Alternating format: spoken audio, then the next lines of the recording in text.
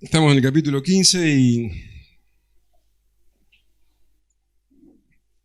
nos faltarían unos 30 versículos para terminar. Si da el tiempo, lo hacemos. Si no, lo partimos en dos. La resurrección. La iglesia en Corinto tenía serios problemas, ustedes saben. Problemas que tenían que ver con la falta de amor y también con una doctrina bastante débil, sobre todo con el tema de la resurrección. Pablo corrige esto, lo dejó para lo último y le dedicó mucho espacio. Pablo toca este tema con mucho detenimiento, el tema de la resurrección corporal.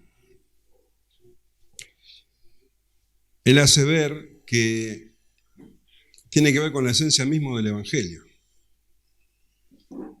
Para los corintios tal vez podría llegar a ser un tema secundario, pero es así, es esencial. Hola. Es esencial y Pablo lo muestra al comienzo del capítulo. Él les habla del evangelio que él les enseñó y ese evangelio tiene que ver con la resurrección, tiene que ver con la muerte de Cristo y con su resurrección. Resurrección que fue anunciada en las Escrituras, dice que tuvo muchísimos testigos. Entonces Pablo dice, ¿cómo habiendo sido enseñados en esta doctrina tan claramente, incluso por testigos de la resurrección, porque Cefas era un testigo, Pablo era un testigo,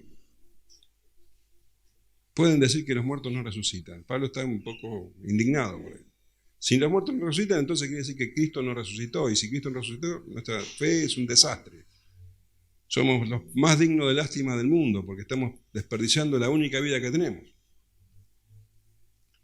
La resurrección de Cristo es esencial, y Él, dice Pablo, sí resucitó, y Él es las primicias.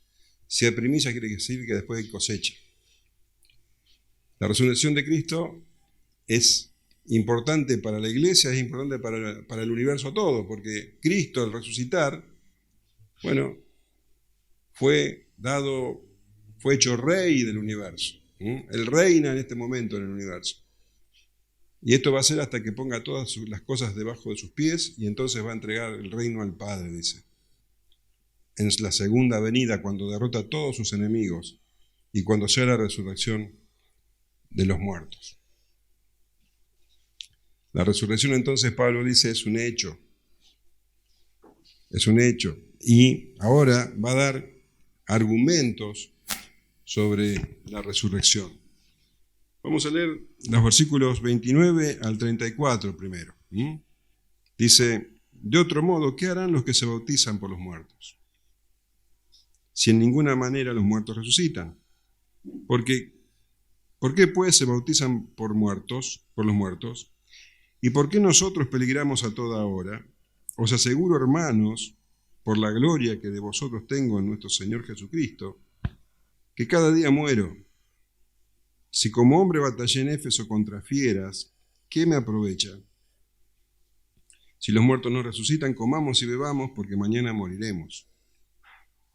No erréis, las malas conversaciones corrompen las buenas costumbres. Velad debidamente y no pequéis, porque algunos no conocen a Dios, para vergüenza vuestra lo digo. Bueno, acá Pablo da una serie de argumentos que apoyan la resurrección. El primero, el del versículo 29, bueno, es extremadamente problemático. Dice, de otro modo, ¿qué harán los que se bautizan por los muertos si en ninguna manera los muertos resucitan? ¿Por qué pues se bautizan por los muertos? Y hay tantas teorías sobre esto, sobre este versículo, que no se dejan de ser teorías. En realidad no sabemos por qué, a qué se refiere Pablo con esto. Yo hasta me hice mi propia teoría y la descarté por completo. Lo que podemos ver es que Pablo dice, ¿qué harán los que se bautizan por los muertos? No se incluye a él ni a la iglesia. Está hablando de otra gente. ¿Qué harán los que se bautizan por los muertos? Bueno, Puede ser, pero no vamos a poner las manos en el fuego por esto, puede ser que él se refiera a paganos que tenían esa costumbre, creían que bautizándose vicariamente por los muertos, les traerían a ellos salvación. Una enseñanza completamente falsa, pero esto es especulación también. Lo que sabemos que los que defienden esta postura dicen, bueno, lo que está diciendo Pablo en definitiva es que hasta los paganos creen en la resurrección de los muertos y los corintios no, o la iglesia en Corintio no. Como que está comparando que son peores que los paganos. Pero no nos casemos tampoco con esta explicación. Lo que podemos decir claramente es que Pablo no se incluye, porque después va a hablar sí en primera persona. Dice, ¿qué harán los que se bautizan por muertos? Es una práctica que no es ni de Pablo ni de la iglesia, y que si lo hacen bautizándose por los muertos y los muertos no resucitan, ¿cuál es el sentido? Dice Pablo. Hasta ahí llegamos. Los comentaristas más serios reconocen que no saben tampoco a qué se refería Pablo. Así que no vayamos más allá de ahí.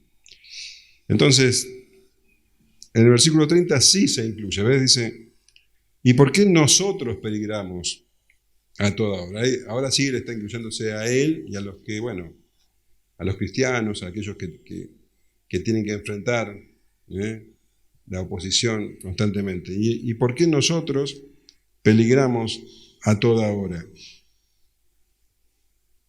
Os aseguro, hermanos, por la gloria que de vosotros tengo en nuestro Señor Jesucristo, que cada día muero.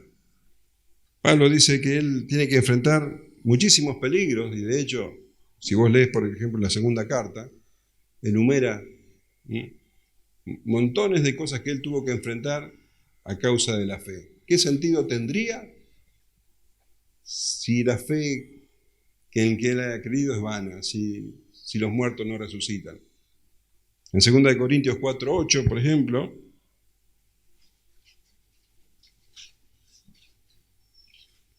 dice que estamos atribulados en todos, mas no angustiados, en apuros, mas no desesperados, perseguidos, mas no desamparados, derribados, pero no destruidos, llevando en el cuerpo siempre por todas partes la muerte de Jesús, para que también la vida de Jesús se manifieste en nuestros cuerpos. Porque nosotros que vivimos siempre estamos entregados a muerte por causa de Jesús, para que también la vida de Jesús se manifieste en nuestra carne mortal. ¿Qué sentido tendría entonces? En 2 Corintios 11:23 dice, son ministros de Cristo, como si estuviera loco hablo, yo más. En trabajos más abundantes, en azotes sin número, en cárceles más, en peligros de muerte, muchas veces. De los judíos 5 veces he recibido 40 azotes menos uno. 3 veces he sido azotado con varas, 1 vez apedreado, 3 veces he padecido naufragio. 1 noche y 1 día he estado como náufrago en alta mar. En caminos muchas veces, en peligros de río, peligros de ladrones, peligros de los de mi nación, peligros de los gentiles, peligros en la ciudad, peligros en el desierto, peligros en el mar, peligros entre falsos hermanos, en trabajo y fatiga, en muchos desvelos, en hambre y sed, en muchos ayunos, en frío y en desnudez, y además de otras cosas, las que sobre mí se agolpa cada día, la preocupación por todas las iglesias. ¿Quién enferma y yo no enfermo? ¿Quién se le hace tropezar y yo no me indigno? Bueno, acá tenés, y todavía él estaba más o menos por la mitad de su ministerio cuando escribió la 2 Corintios, le faltaba un montón todavía.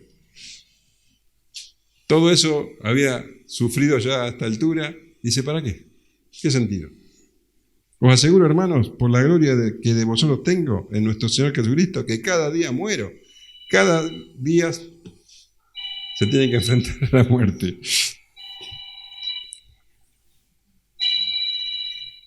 Sorprendente.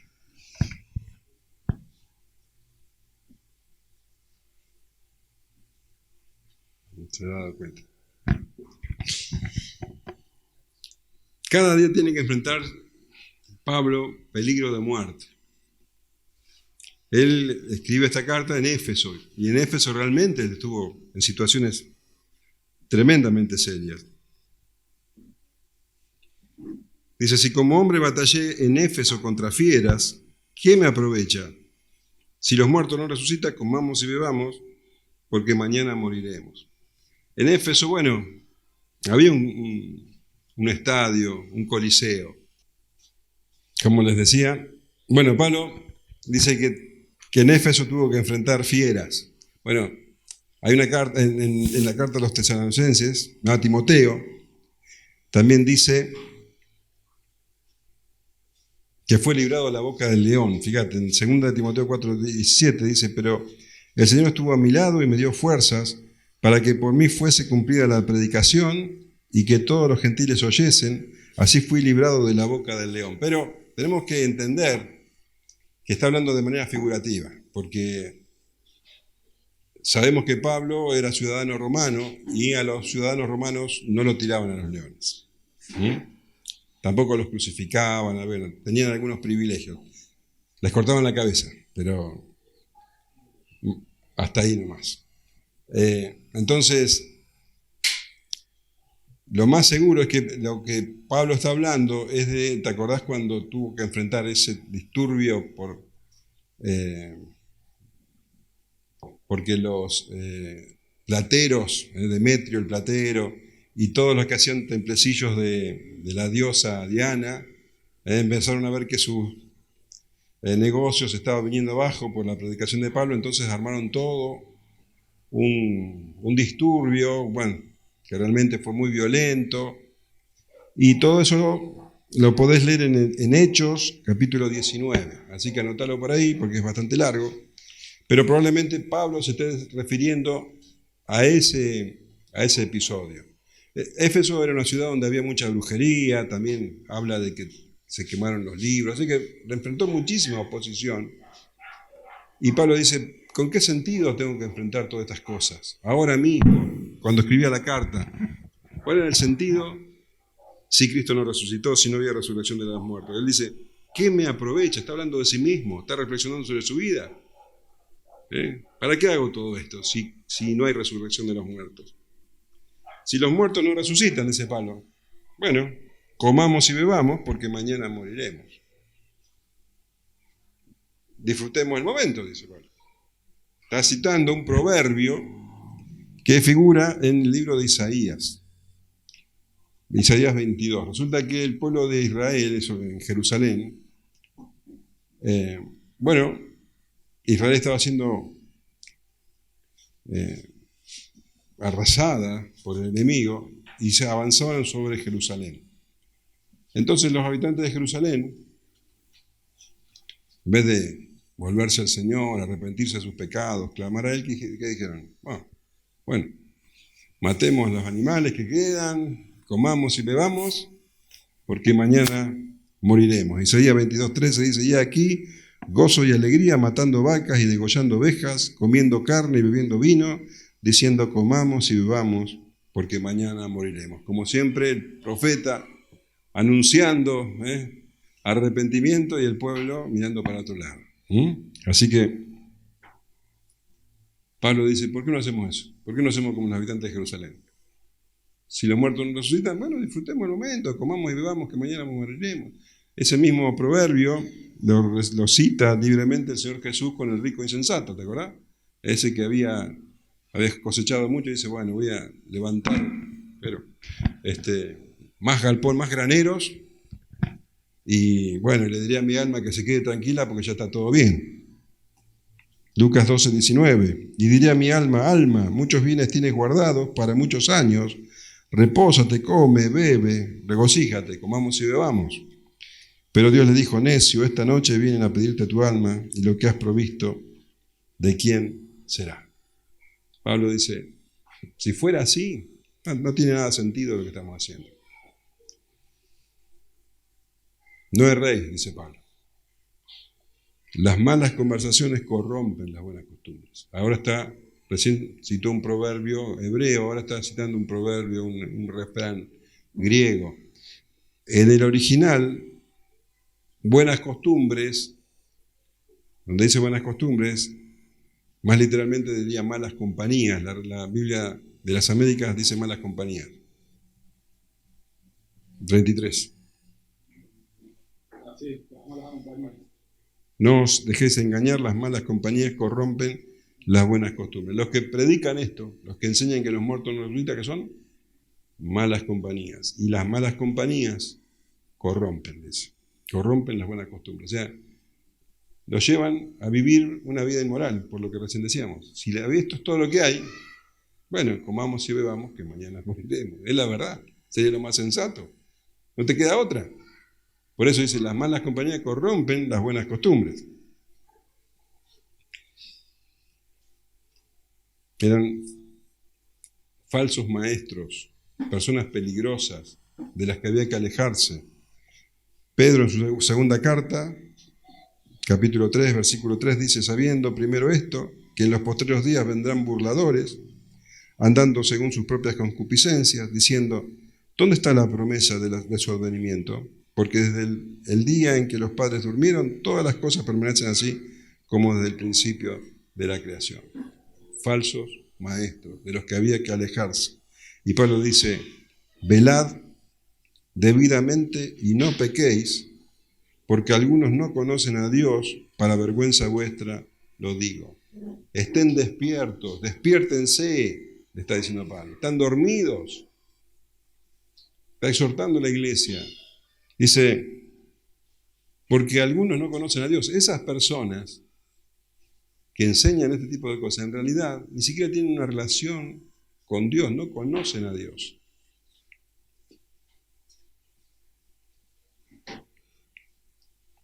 Para vergüenza vuestra, los digo. Pablo les habla así, busca justamente avergonzarlos para que se arrepientan y se alejen de esas personas. Cuando el Señor Jesús confrontó a los saduceos, ¿te acuerdas que ellos le decían, bueno, ¿cómo va a ser en la resurrección? Si yo tengo, una persona tiene una esposa, se muere, se casa con hermanos, hasta 7 veces, ¿te acuerdas? El Señor Jesús le dice en el versículo 29, Mateo 22, 29, entonces respondiendo Jesús le dijo, erráis ignorando las Escrituras y el poder de Dios.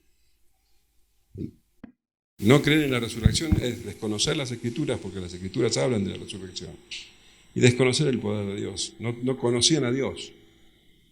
Tenían una idea de Dios, una divinidad, pero no tenían una relación con Dios. Y a ellos estaban haciéndoles caso, a personas que no conocían a Dios. Por eso le dicen, despiértense. Velad debidamente y no pequéis, porque al escucharlos, bueno, sus costumbres se iban torciendo, pecaban y se iban alejando del Dios verdadero. Bien, seguimos. Ahora, Pablo va a centrarse en el tema del cuerpo, el cuerpo resucitado. Vamos a leer los versículos 35 al 49. Vamos avanzando. Si hay preguntas, háganlas, ¿de acuerdo? Pero dirá alguno, ¿cómo resucitarán los muertos? ¿Con qué cuerpo vendrán? Necio, lo que tú siembras no se vivifica, sino muere antes. Y lo que siembras no es el cuerpo que ha de salir, sino el grano desnudo, ya sea de trigo o de otro grano, pero Dios le da el cuerpo como Él quiso, y a cada semilla su propio cuerpo.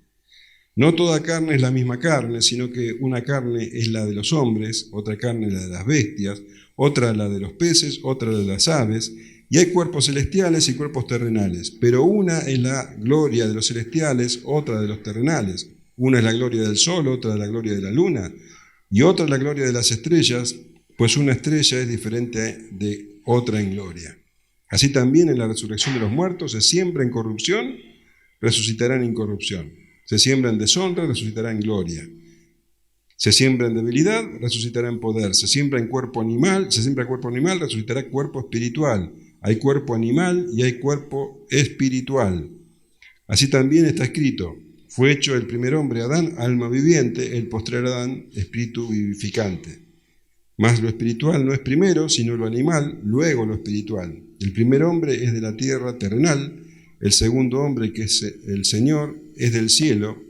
Cual el terrenal, tales también los terrenales. Y cual el celestial, tales también los celestiales. Y así como hemos traído la imagen del terrenal, traeremos también la imagen del celestial. Bueno, los detalles que da el apóstol sobre la resurrección son asombrosos.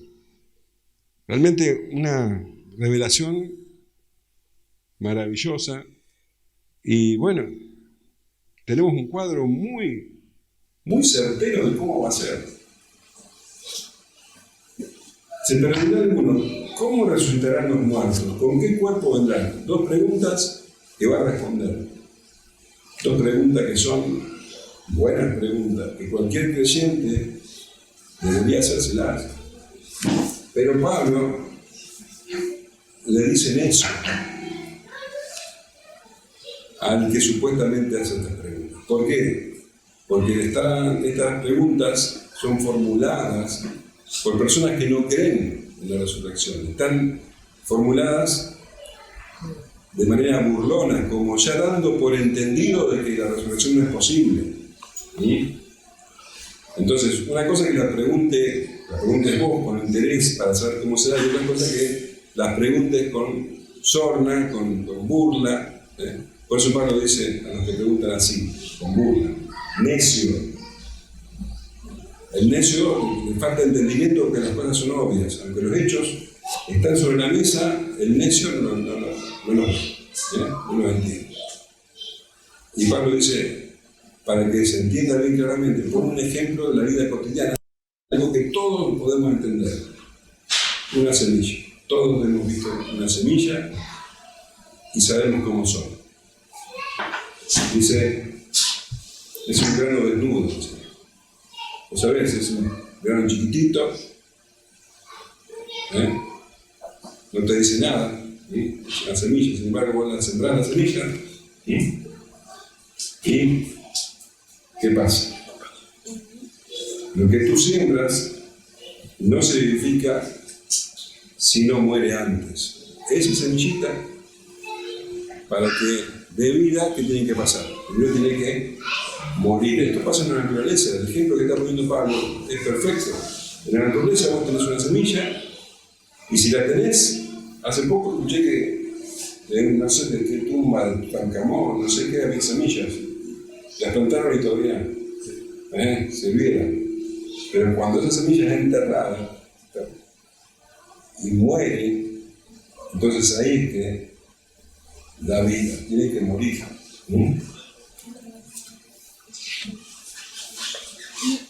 Entonces Pablo enfrenta la burla con estas preguntas. Los corintios estaban influenciados por falsos maestros y por la cultura del momento. Los filósofos griegos se reían de la resurrección. Cuando Pablo fue a predicar a Atenas, antes de Corinto, ustedes recuerdan que pasó primero por Atenas y después fue a Corinto. Ahí en el Areópago dice, se enfrentó con los filósofos, los epicúreos, los estoicos, y todos escuchaban porque ellos estaban ansiosos de escuchar cosas nuevas. Y lo escucharon con mucha atención, hasta que Pablo habló de la resurrección. Y dice en el capítulo 17, versículo 31, por cuanto he establecido un día en el cual juzgará al mundo con justicia, por aquel varón a quien designó, dando fe a todos con haber levantado a los muertos. Pero cuando oyeron sobre la resurrección de los muertos, unos se burlaban y otros decían, ya tendríamos acerca de esto otra vez. Bueno, esa era la cultura de ayer. Había falsos maestros, tal vez influenciados por los judíos saduceos, y la cultura preponderante de la filosofía del pensamiento de ese momento.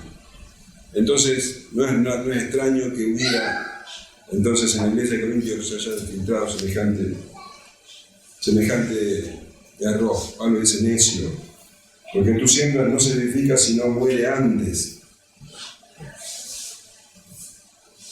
Y cuando dice no se vivifica, en realidad, el original no es vivificar. La gente no es la semilla, la gente que vivifica es otro, Dios el que lo hace, ¿no? Entonces, la semilla es enterrada, muere, y de ahí sale la vida. La vida que sale no es otra semilla. ¿Te das cuenta de eso? Cuando agarras una semilla y da otra semilla, ¿qué da? Algo completamente diferente en forma.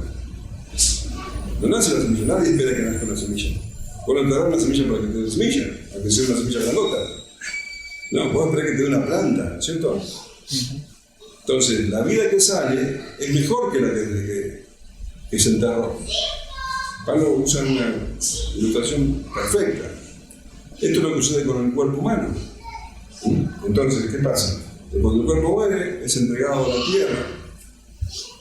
Y la semilla no es que nace en el momento, la vida en el momento, tarda tiempo. Bueno, el cuerpo humano en la tierra llega a la desintegración. Pero Dios hace de eso que está ahí, muerto y desintegrado, produce nueva vida, una vida mejor. El cuerpo es vivificado. O sea, que de esas partículas, esas cenizas, de eso mismo, hace un cuerpo nuevo, glorificado, mucho mejor que el que fue sembrado.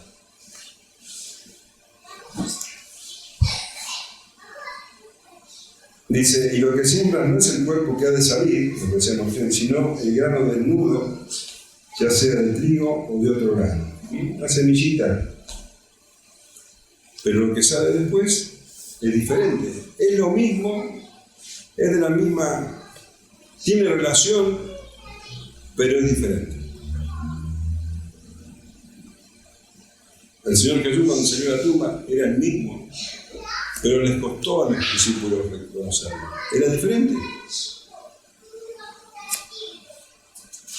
Cuando el Señor Jesús estuvo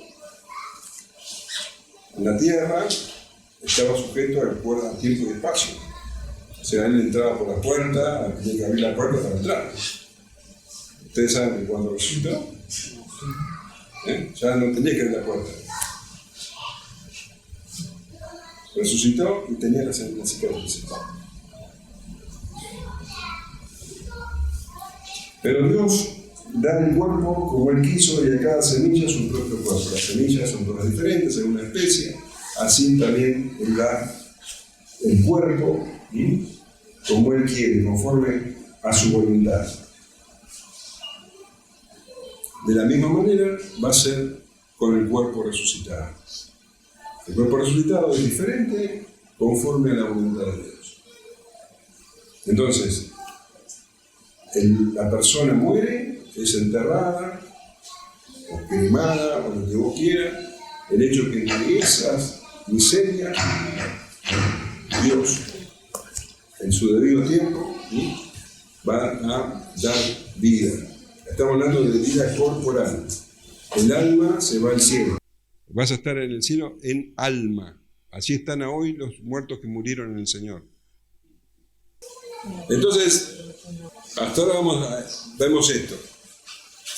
El cuerpo muerto va a la tierra y el cuerpo muerto va a resucitar. Va a resucitar de otra manera, glorificado. Se va a unir con el alma. Quedan muchas preguntas. ¿Cómo resucita ese cuerpo? Se lo vamos a responder. Pero, si vamos a la persona que muere anciana, va a resucitar anciano o joven. El que muere como un bebé va a resucitar como adulto. Vamos a tener conciencia de los seres queridos que no van al cielo. Vamos a conocer a los santos de otras épocas y vamos a tener relación con ellos. ¿Qué más? Otras preguntas. ¿Vamos a tener familia? ¿Sí? Vamos a comer, decimos. Era la duda de todos. Algo que yo sé, creo saber que no vamos a comer carne. Claro, no. Porque no va a haber muerto. Claro. Probablemente sí vamos a comer vegetales. No, los árboles Como al principio, ¿no? Claro, en el paraíso. Pero Jesús comía pescado después de resucitado. Pero estaba acá. Estaba acá. Pero claro, pero era resucitado. No, pero después de que. Cielo, Tierra nueva y cielo nuevo y tierra nueva no va a haber más muertos. Más muerte, normal. Entonces, No de muerte. O sea que por eso comer asado ahora. No va más asado. Ahora, lo que dice el Señor, bueno, primero que tenemos que ver, y a mí me llama mucho la atención, que el Señor resucitó con las cicatrices. Podría haber resucitado con las cicatrices cerradas, ya con las manos, pero se notaban las cicatrices. No sé qué nos dice, pero es llamativo. Y lo que sí se dice es que no se van a dar en casamiento, que no va a haber casamiento, no va a haber matrimonio. Pero no va a tener sentido ya, porque no tiene la procreación para. Claro, y aparte la relación, la comunión de la iglesia va a ser perfecta. Yo no me imagino una eternidad sin mi esposa, yo soy completamente dependiente de mi esposa, no me imagino una eternidad. ¿se van a conocer? Lo primero que voy a hacer es buscarla, ¿no? Pero no sé cómo. Con la diferente. Claro. ¿La van a encontrar? No sé cómo será. No sé. Lo que Pero dice eso que- por ahí tiene que ver por temas familiares que no van, que no crecieron. Eso también es una duda.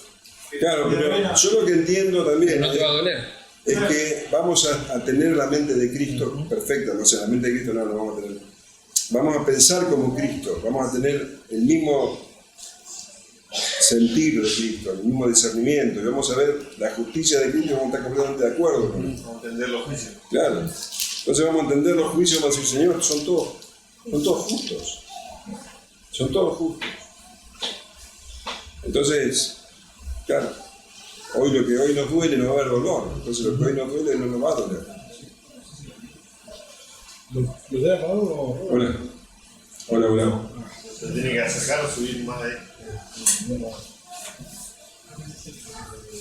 Ahora lleva esta ilustración perfecta que habla de la semilla y de que la semilla da un cuerpo diferente al morir, da una vida diferente.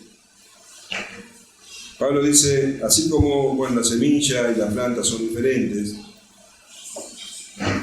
dice, no toda carne es la misma carne, sino que una carne es la de los hombres, otra carne es la de las bestias, otra la de los peces y otra la de las aves. Hablando en la naturaleza se ve la diversidad. Son cosas diferentes. Y ustedes son expertos en carnes y saben que la carne de vaca no es la misma carne que un pollo, ¿no es cierto? Bueno, acá está hablando que el cuerpo está hablando, ¿no? Son diferentes especies. Así también, o sea, lo que no está diciendo es que el cuerpo glorificado va a ser diferente. Dice, ya hay cuerpos celestiales y hay cuerpos terrenales. Ahora, nos habló de la semilla, nos habló de los animales, ¿no? Ahora nos hace levantar la vista y dice, fíjense en el cielo. Hay cuerpos celestiales y cuerpos terrenales. También son diferentes. Pero una es la gloria de los celestiales y otra la de los terrenales. Cuando habla de gloria, está hablando del esplendor, de la belleza. Vos ves un cielo estrellado y es maravilloso, y vos ves las cataratas y son diferentes en gloria, en belleza, pero también son maravillosas. Dice, pero una es la gloria de las celestiales y otra es la gloria de los terrenales. Una es la gloria del sol y otra, diferente, es la gloria de la luna. Otra es la gloria de las estrellas. Y aún entre las mismas estrellas, dice, hay diferentes gloria, belleza, esplendor.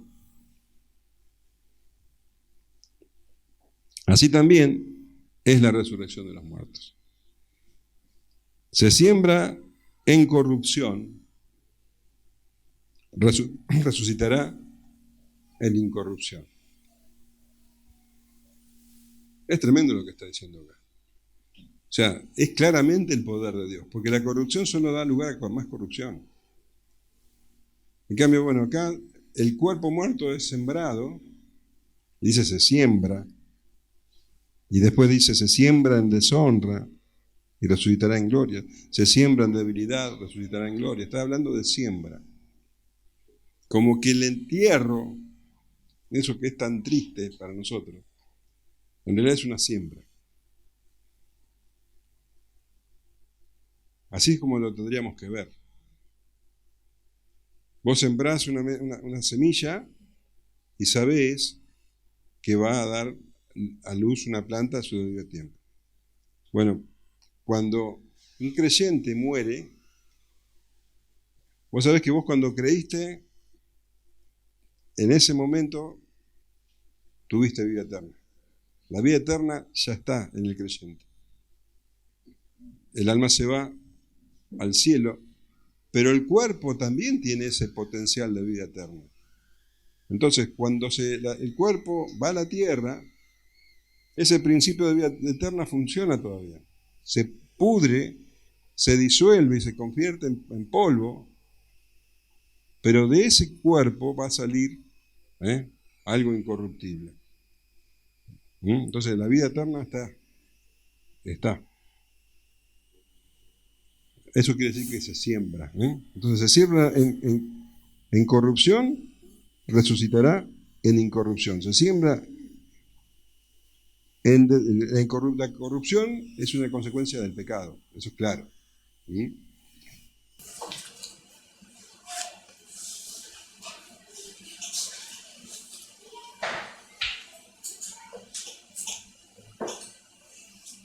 Se siembra en corrupción, resultará en incorrupción.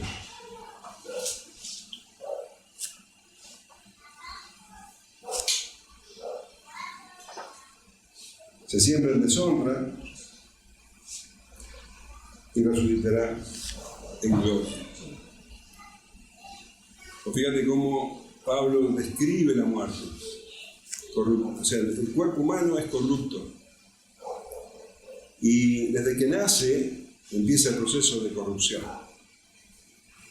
Y con los años y con las enfermedades, el cuerpo cada vez se va cada vez más deteriorando, hasta que llega al punto de ser polvo. Fíjate cómo se corrompe el cuerpo, producto del pecado. No era así en el original, pero por culpa del pecado, el cuerpo es corruptible y se corrompe hasta degradarse, hasta el polvo, que de ahí venimos.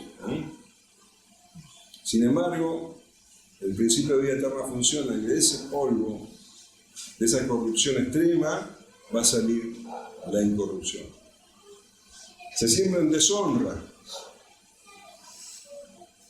Así también el pecado, como consecuencia del pecado, el ser humano está en deshonra. Fue hecho, dice, poco menor a los ángeles y fue coronado de gloria y honra, dice así creo el Salmo. Sin embargo, a causa del pecado, esa gloria y esa honra desaparecen del hombre. Y llega hasta el punto de deshonra, que se transforma en algo podrido y termina siendo ceniza. De esa deshonra resucitará en gloria. La consecuencia del pecado que borra la resurrección. Dice, se siembra en deshonra, resucitará en gloria. Filipenses 3:20 dice, más nuestra ciudadanía está en los cielos, de donde también esperamos al Salvador, al Señor Jesucristo, el cual transformó el cuerpo de la humillación nuestra para que sea semejante al cuerpo de la gloria suya, el cuerpo de la humillación, de la deshonra, por el poder con el cual puede también sujetar a sí mismo todas las cosas. Se siembra en debilidad, resucitará en poder. El hombre se cree fuerte, pero en realidad es completamente débil y ante la muerte iguala a todos. Ante ella todos somos débiles. No hay honor ante la muerte. Se lleva a reyes, a capitanes, comandantes y esclavos, a todos. A todos humilla. débiles ante la muerte. Pero en la resurrección, que se manifiesta el poder de Dios, el cuerpo va a conocer un poder que nunca antes imaginó. Romanos 8:11 dice: y el espíritu de aquel que levantó de los muertos a Jesús mora en vosotros. El que levantó de los muertos a Cristo, a Jesús, vivificará también vuestros cuerpos mortales por su espíritu que mora en vosotros. Es asombroso lo que está diciendo. No sé si ustedes están percibiendo lo mismo, pero es tremendo lo que está hablando. Y eso va a ocurrir con nosotros. O sea, está hablando de la muerte. La muerte. No sé si habrá sido, ¿cuánto hace que no fuiste a un velorio? Y ves lo que significa el final para las personas, para la gente que está ahí. Es el final, desastroso. Hay un desazón, un dolor, un miedo. Bueno, pero no así con el creyente. ¿Te das cuenta que aún en el polvo hay victoria? Es tremendo esto. Bueno, entonces, así es como van a resucitar los muertos. Es la pregunta que le habían hecho, hipotéticamente. De esa manera. Ahora va a responder con qué cuerpo vendrán. Dice: se siembra cuerpo animal, resucitará cuerpo espiritual. Hay cuerpo animal y cuerpo espiritual. Cuando dice cuerpo animal, otras traducciones dice cuerpo físico, se refiere a eso. Cuerpo físico. Hay un cuerpo físico que es el que nosotros conocemos. Y dice que ese cuerpo físico resucitará en un cuerpo espiritual. Y vos pensás en un cuerpo espiritual, ¿qué es eso? Un espíritu con cuerpo. No está hablando de que vas a ser inmaterial. El espíritu, el alma está en el cielo. Cuerpo espiritual quiere decir un cuerpo completamente gobernado por el Espíritu Santo, completamente lleno del Espíritu Santo. Hoy nosotros somos espirituales, somos seres humanos espirituales. ¿Por qué? Porque tenemos el Espíritu Santo. Está el hombre natural y el hombre espiritual, dice Pablo. Capítulo 2 de este libro, en el versículo 15, por ejemplo, dice: en cambio el espiritual juzga todas las cosas, pero él no es juzgado de nadie. Nosotros somos morada del Espíritu Santo hoy, siendo que nuestro cuerpo es corruptible, débil, todo lo que dijo Pablo, somos morada del Espíritu Santo. En la resurrección, la morada va a ser perfecta. El Espíritu Santo va a morar en nosotros y va a haber una habitación perfecta. O sea, nuestro cuerpo va a ser una habitación perfecta para el Espíritu Santo. Entonces, cuando dice cuerpo espiritual, no es que vos vas a tocar y vas a pasar para otro lado. No. Quiere decir que es un cuerpo material, pero sobrenatural. Diferente como el del Señor Jesús. Al Señor Jesús lo tocaron. Pero trascendía el espacio y el tiempo. Es diferente. Por eso la resurrección no va a ser como la de los zombies. ¿Viste en las películas de zombies? Que empiezan a salir primero la mano. Porque, bueno, es un cuerpo que trasciende el espacio y el tiempo. Claro. No es que ese día vas a empezar a ver manos y van a estar todos llenos de tierra. No va a ser así. ¿Te cuenta cómo el diablo se burla de las cosas de Dios? Como esas cosas también son una burla de la resurrección, ¿no? Entonces, hay cuerpo espiritual y hay cuerpo animal y hay cuerpo espiritual. O sea, nuestro cuerpo va a ser un cuerpo espiritual. Así también está escrito, fue hecho el primer hombre, Adán, alma viviente. El postrer Adán, espíritu vivificante. Entonces,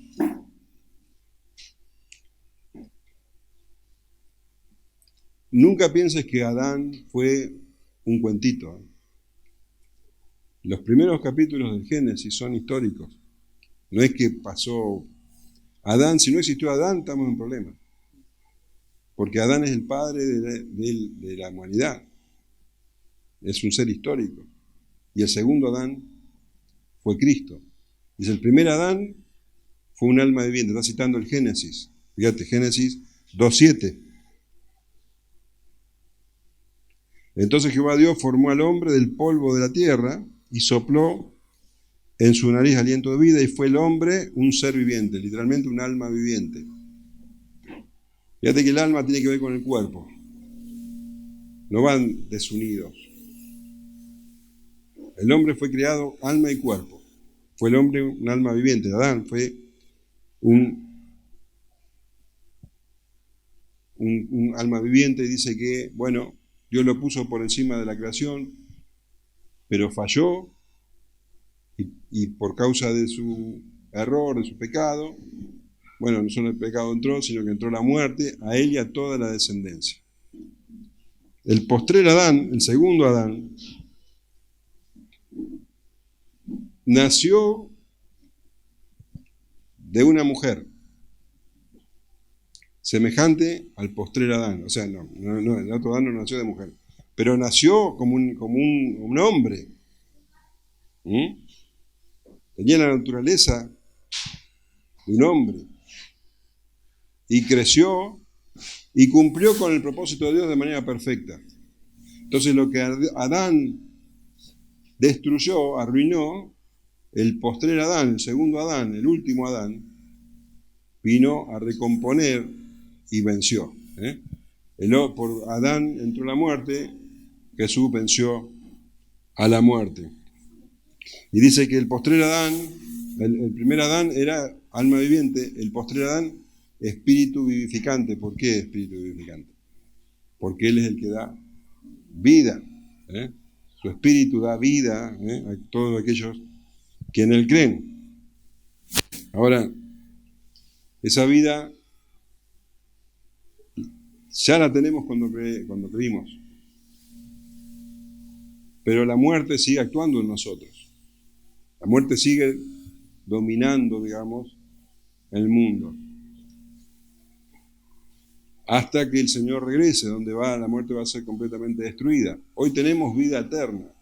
Y esto nos habla de esa constante tensión que vemos en el Nuevo Testamento en muchos sentidos. Que es el ahora y el todavía no. Ahora tenemos vida eterna, pero vamos a morir. Ahora y todavía no. Somos herederos, pero todavía no. Tenemos salvación, pero todavía no. Ahora y todavía no. Tensión. Una tensión en el ahora y todavía no. Va a ser completamente. Ahora somos morada del Espíritu Santo, pero vamos a ser morada perfecta del Espíritu Santo. Ahora somos el pueblo de Dios, pero vamos a ser el pueblo de Dios perfecto, allá en la eternidad. Ahora y todavía no. Tensión. Mas lo espiritual no es primero, sino lo animal, luego lo espiritual. Hay una secuencia histórica. Primero lo animal, después lo espiritual. Primero nació Adán, después todos los hombres tuvieron la naturaleza de Adán, Cristo mismo, nosotros tenemos la naturaleza de Adán. Cuando creímos, la naturaleza de Cristo también entró en nosotros, pero nosotros tenemos la naturaleza de Adán, y esa naturaleza de Adán tiene que desaparecer para dar lugar a la naturaleza divina. No vamos a ser nunca divinos, la naturaleza de Cristo. Mas lo espiritual no es primero, sino lo animal, luego lo espiritual. El primer hombre es de la tierra terrenal, el segundo hombre, que es el Señor del cielo. El primer hombre subió de la tierra, era polvo y fue hecho hombre. El segundo hombre descendió del cielo y se hizo hombre. ¿Cuál es el terrenal? También los terrenales. Polvo. El terrenal fue hecho de la tierra y de la tierra va. También los terrenales. ¿Cuál es el celestial? También los celestiales. Los que han creído en el Señor Jesús, bueno, tendrán esa naturaleza. Bien.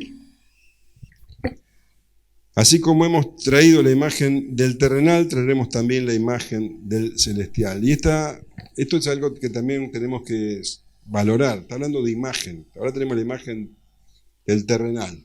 Una imagen corrupta, débil, deshonrosa, pero vamos a tener la imagen del celestial. Esto quiere decir que no solamente nos vamos a parecer, sino que vamos a tener ese modo de existencia.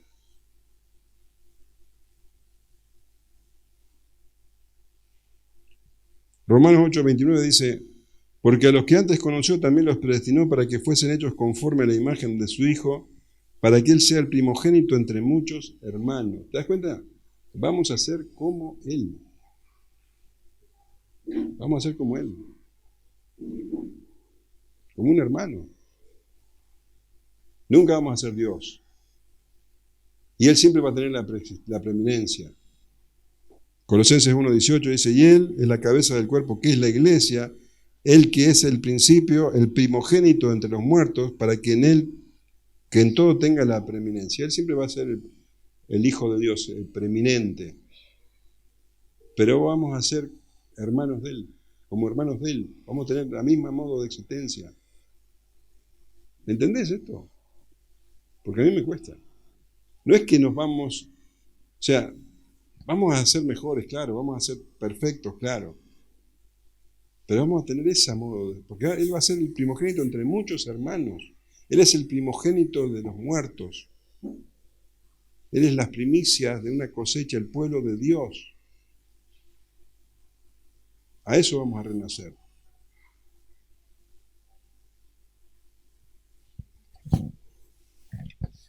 Por esto digo, hermanos, que la carne y la sangre no pueden heredar el reino de Dios, ni la corrupción hereda la incorrupción. He aquí, os digo un misterio. No todos dormiremos, pero todos seremos transformados, en un momento, en un abrir y cerrar de ojos, a la final trompeta, porque se tocará la trompeta, y los muertos serán resucitados incorruptibles, y nosotros seremos transformados, porque es necesario que esto corruptible se vista de incorrupción, y esto inmortal se vista de inmortalidad. Y cuando esto corruptible se haya vestido de incorrupción, y esto mortal se haya vestido de inmortalidad, entonces se cumplirá la palabra que está escrita. Sorbida es la muerte en victoria. ¿Dónde está, oh muerte, tu aguijón? ¿Dónde, oh sepulcro, tu victoria? Ya que el aguijón de la muerte es el pecado, y el poder del pecado la ley, mas gracias sean dadas a Dios, que nos da la victoria por medio de nuestro Señor Jesucristo. Así que, hermanos míos, amados, estad firmes y constantes, creciendo en la obra del Señor siempre, sabiendo que vuestro trabajo en el Señor no es en vano. ¿Querés más detalles de cómo va a ser? Dice, pero esto digo, hermanos, que la carne y la sangre no pueden heredar el reino de Dios, ni la corrupción hereda la incorrupción. Cuando dice carne y sangre, está hablando del cuerpo humano, y acá dice incorrupción, que la corrupción, el cuerpo corrupto. No podemos entrar así al reino de Dios, en corrupción. Necesariamente tiene que cambiar. Entonces, esta parte física tiene que ser transformada. Y en la gran mayoría va a ser por medio de la muerte. Solamente algunos no van a morir. Y aquí os digo un misterio, dice Pablo. No todos dormiremos, pero todos seremos transformados. En un momento, en un abrir y cerrar de ojos, a la final trompeta, porque se tocará la trompeta y los muertos serán resucitados incorruptibles y nosotros seremos transformados. ¿Cómo va a ser ese momento? Ahí te lo está diciendo. Va a haber gente, va a haber hijos de Dios. Por otras cartas, por Apocalipsis, sabemos que la iglesia va a estar en un momento atroz, una persecución atroz, que hasta va a parecer que ya no hay testimonio de la iglesia. En ese punto, donde parece que el enemigo triunfa, es que va a venir el Señor con los ángeles. Y dice que los que están ahí, en ese momento, no todos dormiremos, pero todos seremos transformados. Todos vamos a ser transformados. Los que han muerto van a ser transformados, y a los que están vivos en ese momento también. Primera Tesalonicenses dice que primero van a resultar los muertos. Y después, ¿y cómo va a ser eso? Dice, en un abrir y cerrar de ojos en la formación. O sea, si vos estás vivo en ese momento, pasás de tu cuerpo corruptible a la incorrupción sin darte cuenta, en un abrir y cerrar de ojos, en un átomo, dice. en un momento, en un átomos, en la partícula más pequeña que se puede pensar. Así, en un abrir y cerrar de ojos, de golpe, cuerpo incorruptible, glorificado, si estás vivo. Si estás muerto, el alma glorificada se une con el cuerpo glorificado. Y dice que va a haber sonido de trompeta. A la final, trompeta. Mi papá siempre decía, a la final, trompeta. Mirá dónde lo voy a hacer. A la final, trompeta. Va a sonar la trompeta, es un anuncio. Vamos a escuchar la trompeta del día. Claro, pero está claro que es las dos cosas a la vez, o sea, inmediatamente el que está vivo, Sí. el que está muerto, porque viste que Tesalonicenses medio como que deja que primero una cosa Sí, dice y primero, después pero la otra, va a ser pero instantáneo. instantáneo, no es que pasa mucho No, tiempo. va a ser en ese momento. Es más, todo va a ser instantáneo. O sea, La muerte es derrotada en este momento. Cuando los muertos resucitan y los que están vivos no mueren, ya la muerte fue derrotada, murió la muerte. Murió la muerte. no hay arrebato. No hay arrebatamiento. El arrebatamiento dice Claro. que van a ser arrebatados al aire. Dice. Los que están vivos, en ese momento van a recibir al Señor al aire con los cuerpos glorificados. Con los cuerpos glorificados.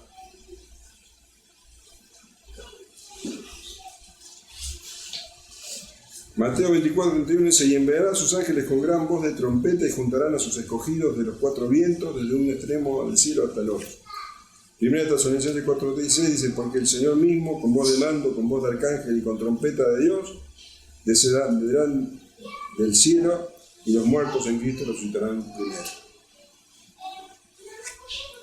Porque es necesario que esto corruptible se vista de incorrupción y esto mortal se vista de inmortalidad. Para entrar al reino no puede entrar entonces de esa manera.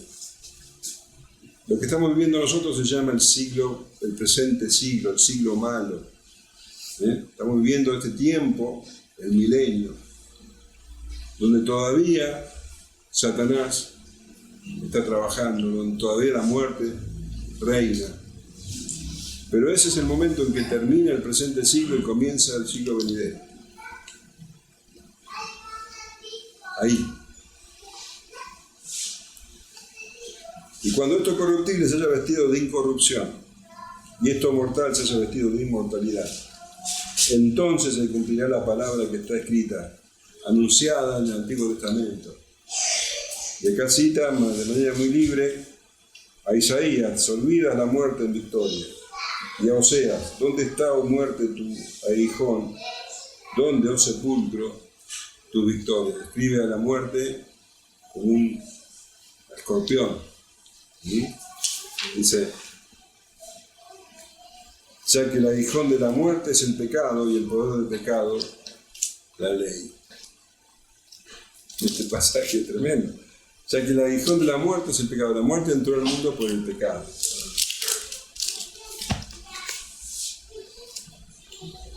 Dice, el aguijón de la muerte es el pecado y el poder del pecado la ley.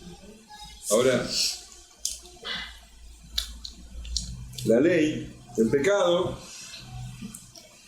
es pecado cuando nos damos cuenta o entendemos que es pecado por medio de la ley. La ley dice que el pecado es pecado. Dice Romanos 7:7. ¿Qué diremos pues? La ley es pecado de ninguna manera. Pero yo no conocí el pecado sino por la ley, porque tampoco conociera la codicia, si la ley no dijera no codiciarás. Mas el pecado, tomando ocasión por el mandamiento, produjo en mí toda codicia, porque sin la ley el pecado está muerto. O sea, la ley potencia el pecado, no solamente porque nos da conocimiento del pecado, sino porque nos pone límites y nuestra pecaminosidad hace que anhelemos romper esos límites. O sea que al ponernos límites nos está incentivando todavía más el pecado. No es culpa de la ley, menos culpa de Dios, es culpa de nuestra, es culpa de nuestra ansia de pecado. El 7:5 de Romanos dice, porque mientras estábamos en la carne, las pasiones pecaminosas que eran por la ley obraban en nuestros miembros, llevando fruto para muerte. La ley, entonces, pone el límite, señala lo que es pecado y condena. Se transforma entonces la ley, que es buena, se transforma en un instrumento de muerte, nos mata, nos condena a muerte. Y dice Pablo, más gracias sean dadas a Dios, que nos da la victoria por medio de nuestro Señor Jesucristo. Romanos iba a escribirlo 2 años después, ¿no? O sea que acá tenemos ya el germen de Romanos. Más gracias sean dadas a Dios, que nos da la victoria por medio de nuestro Señor Jesucristo. Nosotros estamos muertos, por la ley, por el pecado. No teníamos salvación, pero Cristo, Dios nos da la victoria por medio de Cristo. Nos salva del pecado, nos salva de la muerte. Vence a Satanás, vence a la muerte, vence al infierno. Y nosotros somos vencedores, más que vencedores, por medio de aquel que nos ama. Gracias sean dadas a Dios, que nos da la victoria por medio de nuestro Señor Jesucristo. Y termino la carta. Así que dice Pablo, así que hermanos míos, amados, estad firmes y constantes, creciendo en la obra del Señor, siempre sabiendo que vuestro trabajo en el Señor no es en vano. Esta ya empieza el final de la carta. Esta exhortación final no tiene tanto que ver con el capítulo, sino con toda la carta. Pablo dice entonces que tenemos que permanecer firmes, amados míos, creciendo en la obra. ¿Qué significa esto? Viviendo, predicando el Evangelio, viviendo el Evangelio, viviendo la palabra de Dios,